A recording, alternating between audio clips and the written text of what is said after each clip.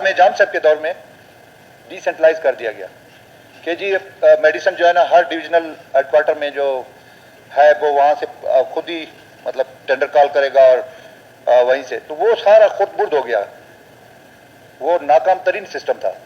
तो हम चाहेंगे, बल्कि डॉक्टर साहब ने भी अभी इस पर उसका तो शुबा ही यही है कि ये जिस तरीके से चल रहा था, कोई ऑनेस्ट आदमी एमएसडी का इंचार्ज करके सेंट्रलाइज तौर पे जो कंपनियां हैं आती हैं बल्क में देती हैं, एक तो उसमें डिस्काउंट बेहद ज़्यादा मिल जाता है, एक बात। दूसरा ये है कि प्रॉपर तरीके से फिर हर जिले हेडक्वार्टर को जा रही थी, डिवीजन लेवल पे वो सारी, और आप उसको जो भी नाम दें उसकी ये तबाही हुई है। तो मैं समझता हूँ कि इस पे अगर साथियों की राय हो तो आप इस पे रूलिंग दे दें कि वापस इसको सेटलाइज करके बाकायदा एक सिस्टम है, गोदाम है उसके पास स्टाफ है।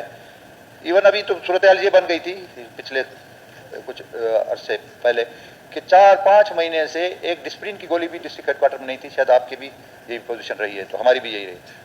लेकिन आप डिवीजन जी उसने जो है ना फिलहाल लाहौर की कंपनी, मिसाल के तौर पर मेरे डिवीजन लोलाई डिवीजन था, तो जी लाहौर की कंपनी और वो मल्टीनेशनल नहीं है, लोकल, तो वो उसका कोई फायदा नहीं है। तो मैं इसमें यही गुजारिश करूंगा कि इसको सेटलाइज करके कोई एमएसडी का सिस्टम बहाल किया जाए।